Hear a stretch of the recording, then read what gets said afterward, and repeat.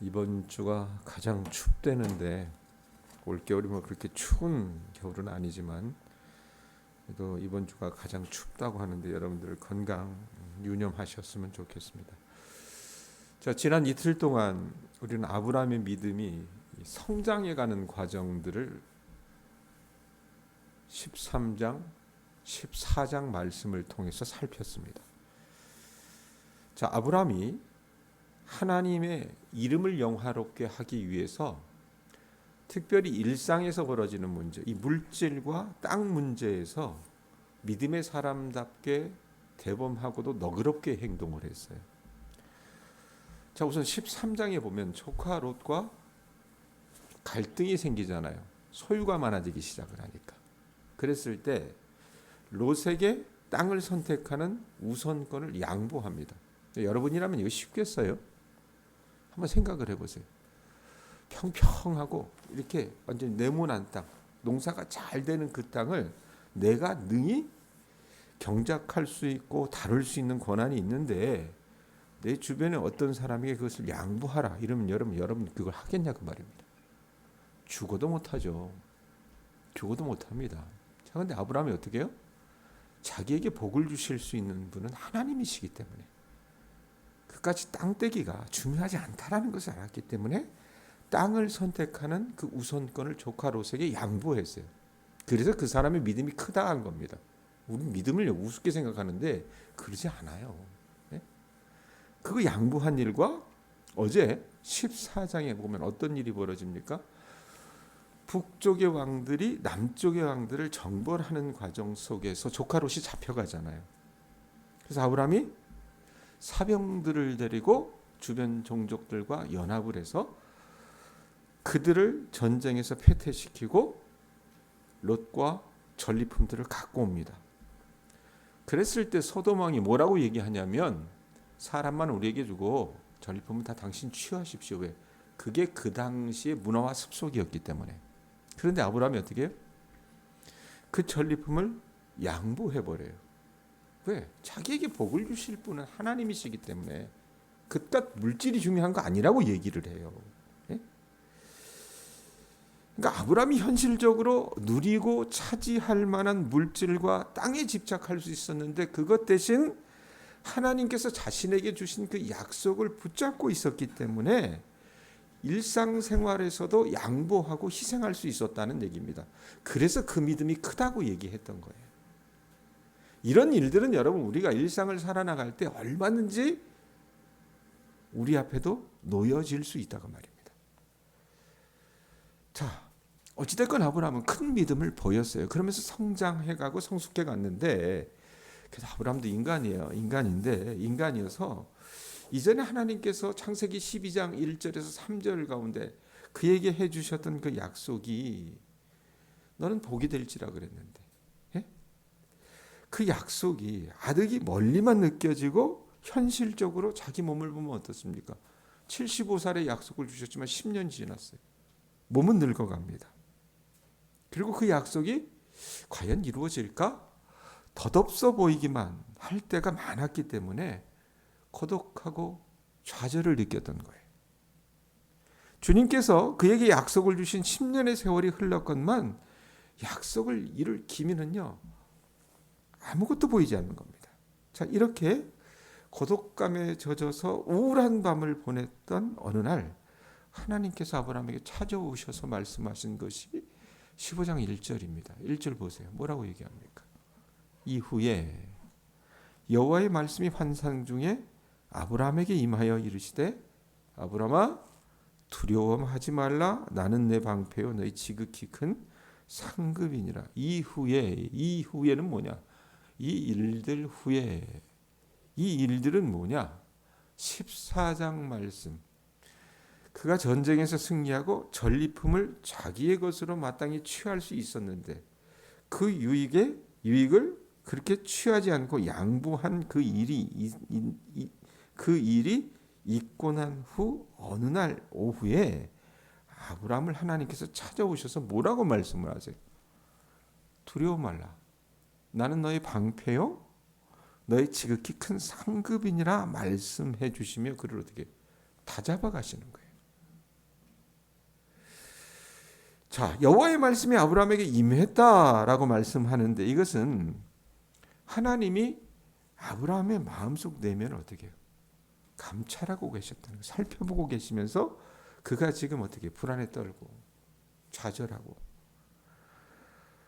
상심이 있었다는 것을 아셨기 때문에 어떻게 다루시고자 하는 거라고 말입니다. 사실 하나님이 그에게 찾아오신 밤은 어떤 밤이었냐면, 자, 아브라함이 이 그돌라오메를 포함한 이 북쪽의 동맹군들을 정벌했잖아요. 그래서 전리품과 조카로 사람들을 다 데리고 왔는데, 여러분 이 당했던 북쪽의 동맹군들이 아브라함에게 안가품을 해올 수 있습니다.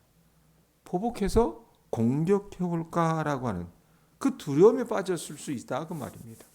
그래서 하나님이 뭐라고 말씀하십니까?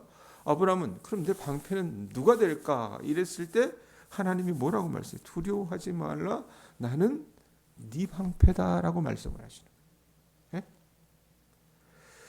또 아브라함이 여러분 어떤 마음을 갖고 있었는지, 자기가 여러분 능히 하나님 앞에 내가 내 믿음을 보여야지, 내게 복을 주실 수 있는 분은 하나님이야. 그래서 마땅히 누릴 수 있는 그 전리품, 자기가 취할 수 있는 전리품을 양보했는데, 여러분 죽고 나서 보니까 어떻게 해요?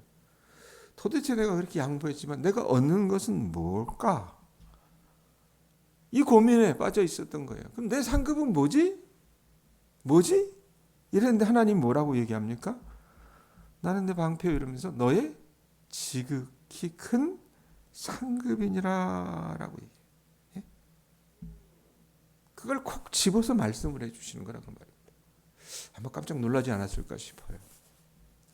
그런데 아브라함 입장에서는 이런 번민도 있긴 했었지만, 실제적으로 아브라함이 하나님 앞에 불만을 가진 게 있었습니다. 그게 뭡니까? 2절 3절 보세요. 아브라함이 이르되, 하나님이 그의 방패고 큰 상급이라고 말씀하시지만 아브라함이 이르되, 주 여호와여 무엇을 내게 주시려 하나이까? 나는 뭐가 없대요?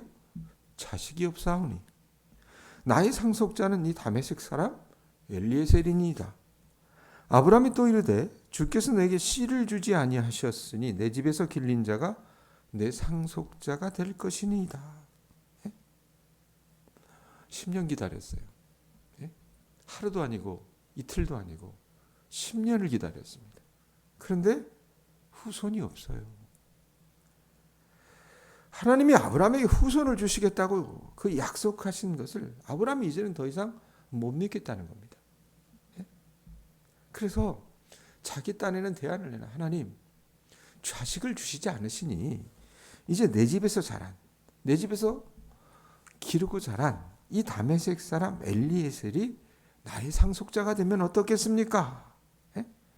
그리고 제가 하나님의 약속을 붙잡고 살았던 내 자손을 하나님께서 주시기를 바랬던 그 10년이 너무나도 괴로웠다라고 하나님 앞에 어떻게 토로하는 거예요. 자, 하나님이 아브라함의 불평과 이 짜증 섞인 말을 들으시고 뭐라고 말씀을 하세요? 4절에 보면 그의 몸에서 날 그의 아들이 그의 상속자가 될 것이다 라고 위로를 하세요. 자, 그런데 아브라함 입장에서는 이거 못 믿겠어요. 여러분, 우리가 아브라함을 이해할 수 있습니다. 아니 10년쯤 참은 것만 해도 여러분 용한 일 아니에요? 대견한 일이잖아요. 못 믿겠는 거예요.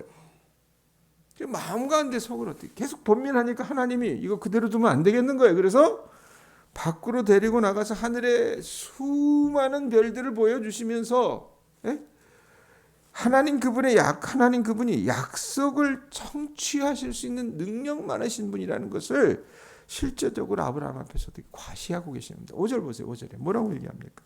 그를 이끌고 밖으로 나가 이르시되 하늘을 우러러 무뼈를 셀 수 있나 보라. 또 그에게 이르시되 내 자손이 이와 같으리라.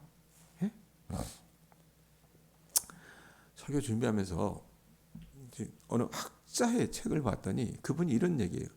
우린 여기서 하나님 이렇게 쫙 보여주셨을 때 아브라함이 그 하늘의 무뼈를 보면서 얼마나 위로를 받았을까 이 생각도 하지만, 하나님 입장을 한번 생각을 해보라고 얘기해요. 그 사람이 하나님 입장을. 아브라함에게 별이 총총 빛나는 하늘을 보여주시면서 우리 하나님은 무슨 생각하셨을까? 왜 그거 보여주셨겠어요? 그거 보여주시면서 왜 그 말 하셨겠냐고 말입니다. 아마도 이 아브라함이 하나님 그분의 약속을 전적으로 믿어주기를 기대하셨지 않았을까 싶습니다. 자꾸 왔다 갔다 하니까 못 믿겠으니까. 예? 여러분 하나님 입장에서는 사실 이렇게까지 하지 않으셔도 돼요. 예? 뭐가 대단한 인간이라고. 예? 그런데 한 사람 그 인간 아브라함 마음을 얻기 위해서 애쓰시고 또 인격적이고 겸손하신 하나님의 노력이 어떻게 보면 눈물겹도록 황송하지 않는가라는 그 표현을 하는데 내가 이걸 놓쳤구나라는 생각을 좀 했습니다. 우리 하나님이 여러분 우리에게도 그렇게 하실 때가 있다고 말입니다. 아마도 하나님은 당신의 전능하심과 신실하심에 대한 믿음을 아브라함이 가졌으면 해서 그렇게 어떤 애를 쓰고 있으시지 않았나라는 생각을 해요. 자, 하나님이 이렇게 아브라함을 어떻게 설득하시고 그를 다독이시니까 마침내 아브라함이 어떻게 합니까? 하나님께 마음을 엽니다. 밤하늘에 빛나는 무수한 별들을 보고 아브라함이 더 이상 늙고 무기력해진 자기의 형편을 보지 않게 되었을 뿐만 아니라 이제는 하나님이 말씀하신 그분의 전능하심을 믿어야 되겠다라고 하는 어떤 마음의 결심을 해요. 근데 그건 하나님이 보시는 거잖아요. 하나님이 보셨기 때문에 6절에 보면 여러분 뜬금없는 말씀이나 6절에 뭐라고 얘기합니까? 별 보여주고 나서 6절에 뭐라고 그래요? 읽어봅니다. 아브라함이 여호와를 믿으니 여호와께서 이를 그의 의로 여기시고라고 해요. 예? 아브라함이 여호와를 믿으니 여호와께서 이를 그의 의로 여기셨다라고 해요. 아브라함이 전폭적으로 하나님을 믿어야 되겠다. 이 마음을 보였던 거예요. 하나님 그걸 보고 어떻게 의로 여기셨대요. 예? 이것은 무슨 뜻이냐면 아브라함이 어떤 경우라도 하나님 그분의 약속을 믿고 그 약속에 따라 내가 이제 행동해야지. 이 시간이 길어져도 하나님은 믿을 만한 분이야 라고 하면서 하나님께 신뢰를 보인 거예요. 예? 하나님이 그런 아브라함의 행동과 태도를 밉비 보셨던 거라고 말입니다. 여러분 우리에게 이런 믿음이 있는지 한번 좀 점검해 보셨으면 좋겠습니다. 현실에서 여러분 아브라함에게만 하나님께서 나타나시는 것이 아니라 우리에게도 하나님께서 오셔서 어떻게 우리에게 하나님이 하신 약속의 말씀이 있습니다. 예? 자, 때로 우리는 그 말씀을 신뢰하기 때문에 여러분 어떻게 해요? 하나님을 믿는 것처럼 반응할 때도 있지만 조금만 상황이 변하면 어떻게 해요? 이내 참지 못하고 좌절하고 낙담하는 경우가 대부분입니다. 네? 우리 또한 아브라함처럼 이루어지지 않은 그 약속 때문에 좌절하면서 여러분 놀이공원 가면 롤러코스터라고 있잖아요. 막 올라갔다 내려갔다 하는 이 신앙의 롤러코스터를 탈 때가 있지만 만약에 우리가 전국에는 그 전폭적으로 아브라함처럼 하나님을 신뢰한다면 하나님은 여러분 지금 아브라함을 어떻게 하시냐면 하나님이 이전에는 아브라함을 어떻게 해요? 이렇게 아래로 보셨어요. 아래로. 근데 이 사람의 믿음을 보시고 어떻게 합니까? 그의 의로 여기셨다는 말은 무슨 말이냐면 이제 자신과 비슷한 그런 처지 그 입장으로 그를 대우하시며 그를 의로 여기셨다는 그런 뜻이랍니다. 우리의 믿음이 어떤지 한번 좀 보셨으면 좋겠어요. 자, 그렇게 의로 여기시면서 7절에 뭐라고 얘기해요? 7절에 뭐라고 그래요? 또 그에게 이르시다 나는 이 땅을 내게 주어 소유를 삼게 하려고 너를 갈디아인의 우르에서 이끌어낸 여호와니라 이 얘기예요.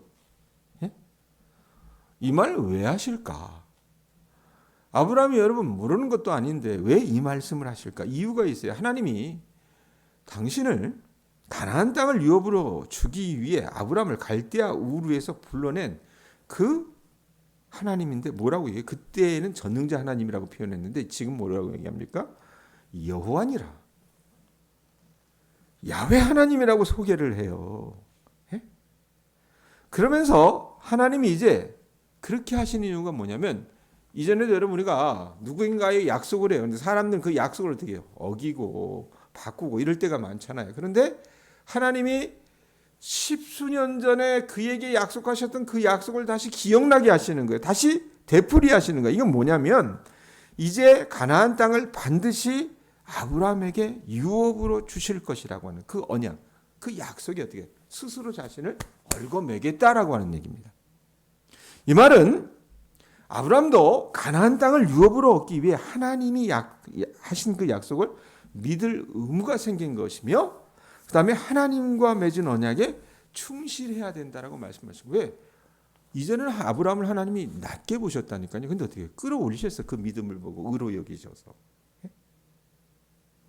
자, 하나님이 아브라함을 끌어올리셨지만 어떻게 보면 하나님이 어떻게 그분 스스로를 낮추신 것도 됩니다. 이렇게까지 뭐 낮추실 필요가 있나? 예? 그런데 여러분 그게 우리를 인격적으로 대우하시는 하나님의 성품이라고 말입니다. 자, 하나님이 가나안 땅을 아브라함에게 유업으로 주시겠다고 하는 그 의무에 자신을 얽어맨다 그랬어요. 자, 이 매여 있는 하나님이라고 하나님을 자신에게 소개하실 때 아브라함은요 그 말씀을 듣고 큰 위로를 얻었던 것 같아요. 왜냐하면 이 말씀은 여러분 아브라함의 이야기를 처음 이야기하는 창세기 12장 1절에서 3절 그 약속을 하나님께서 잊지 않고 계신다라고 하는 것을 의미하기 때문에 그렇습니다. 자, 이렇게까지 얘기해 주시면 믿어야 되잖아요. 그런데 인간이 여러분 믿습니까? 또 왔다리 갔다리 해요. 그래서 아브라함이 8절에 뭐라고 묻습니까? 그가 이르되 주 여호와여 내가 이 땅을 소유로 받을 것을 무엇으로 알리까 물어요. 여러분 이렇게 반문하는 경우는 많이 있습니다. 기도원 같은 경우도 그랬잖아요. 과연 하나님께서 하신 그 약속이 10년이 지난 지금에도 여전히 유효하실까? 궁금했던 거예요.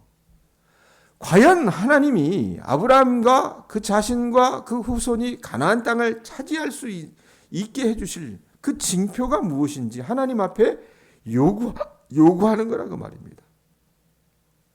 자, 하나님이 아브라함을 자신의 파트너, 같은 수준의 어떤 그런 존재로 생각을 해주시고 계약을 맺으시는데 6절에 여러분 아까 우리가 같이 읽었던 것처럼 하나님이 아브라함 믿음을 보시고 의로 여기셨다 그랬잖아요. 그래서 이제는 본인과 어떤 정식 파트너가 되어서 서로 의무를 부과하는 계약 체결의 당사자로 하나님이 아브라함을 대우하셨다는 얘기입니다. 자, 그러면서 하나님이 어떻게 하세요?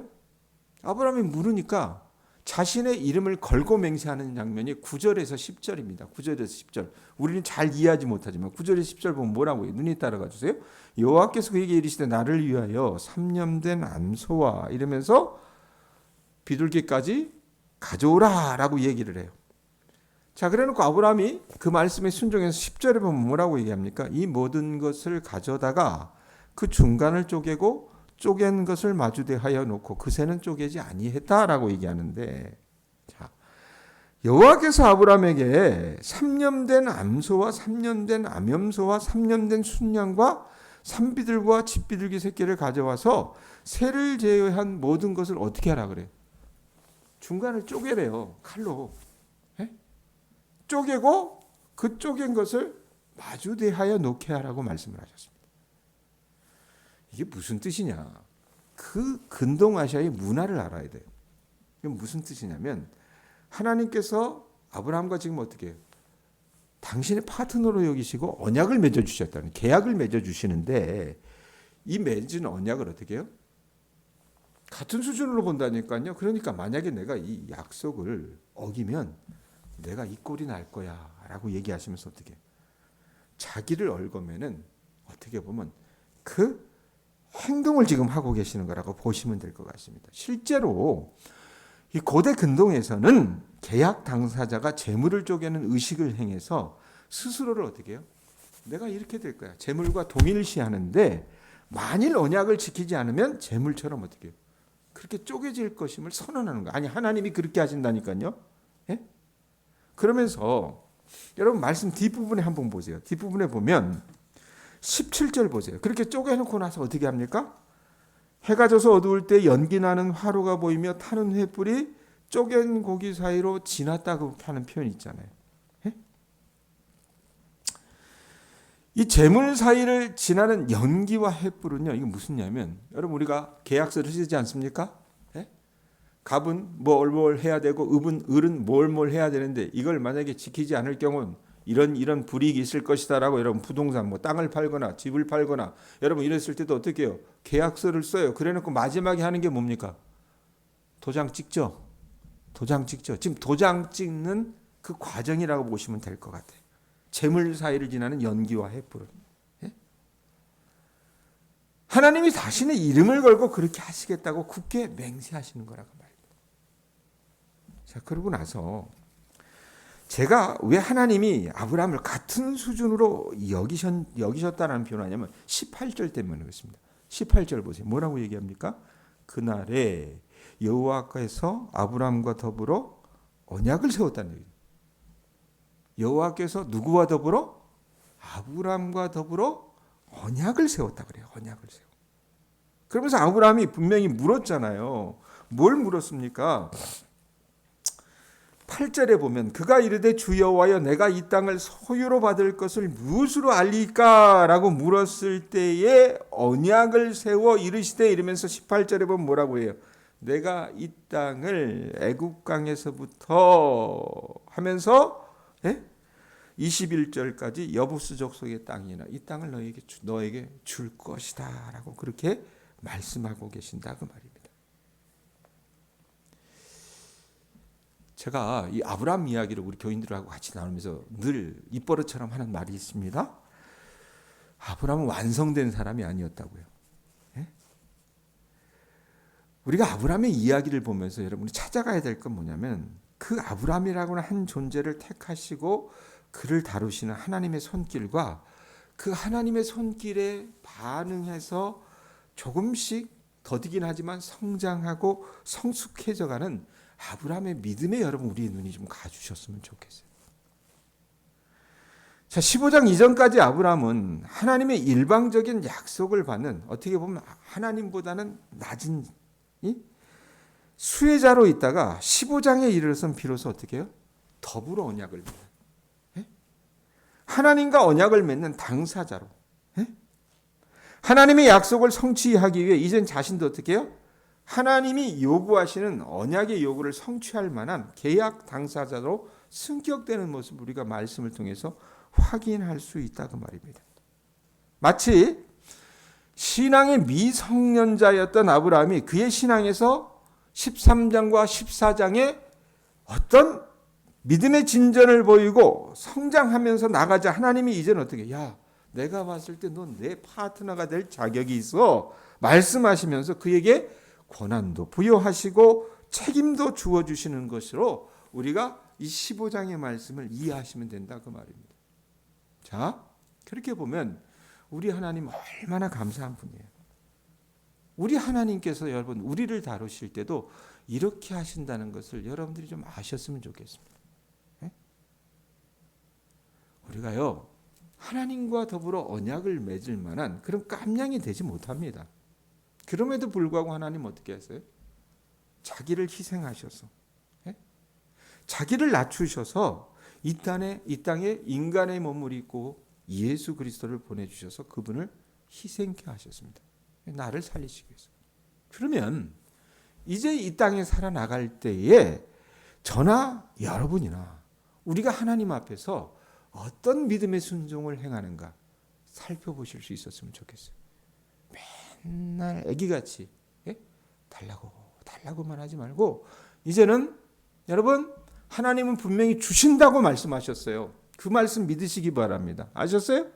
그러면 이제는 여러분 내가 내 삶의 현장 속에서 2026년 어떻게 아브라함처럼 믿음의 순종을 보여드릴 수 있을까? 이거 고민하시면서 하나님의 당당한 파트너가 돼 주셨으면 좋겠습니다. 그랬을 때에 하나님이 여러분들 어떻게 보세요? 그 믿음을 의로 여기신다 그 말입니다. 나는요 우리 동양교회 교우들이 그런 교우들이 되셨으면 좋겠다라는 생각을 좀 합니다. 제가 몇 주 전에 우리 교회 노인들 춥다고 추워하실 거라고 용인에 있는 어느 집사님이 300만 원의 헌금을 보내주셨다는 말씀을 좀 드린 적이 있어요. 난 그 양반이 잘 사는 줄 알았어요. 솔직하게 얘기하면. 현대장소의 연구원으로 뭐 있고 이러니까. 근데 기부금 영수증을 보내달라고 그래서 제가 보내드렸는데 그렇게 잘 사시는 곳이 그렇게 뭐 번화가에 사시는 것도 아니고 어떻게 보면 떨어져 있는 그냥 아파트 단지 한 2, 300세대가 있는 그곳에 사시면서 또 여기 오셨을 때는 꽤나 깐깐하게 저에게 물으시더라고요. 그래서 아이고 참 골치 아프겠다 이 생각을 했는데 실제적으로 그분이 우리 교회 교인들을 생각하면서 드렸던 헌금은 그분이 사는 형편에 비해서는 어떻게 했냐면 상당히 큰 액수였더라고요. 그거 보면서 아, 이분이 하나님 앞에 어떻게 보면 믿음의 순종을 보인 게 아닐까라는 생각을 개인적으로 했습니다. 여러분들에게 무슨 헌금을 가져다 바치라 이 얘기하는 거 아니에요. 그런데 삶의 현장에서 분명히 하나님께서 여러분들에게 요청하시는 부분들이 있어요. 그랬을 때에 여러분들이 이제는 손만 벌리지 마시고 하나님 앞에서 믿음의 반응을 제대로 해드리실 줄 아는 주의 자녀들 되셨으면 좋겠습니다. 그런 믿음의 순종의 결단이 있을 수 있길 주님의 이름으로 축원합니다. 기도하겠습니다.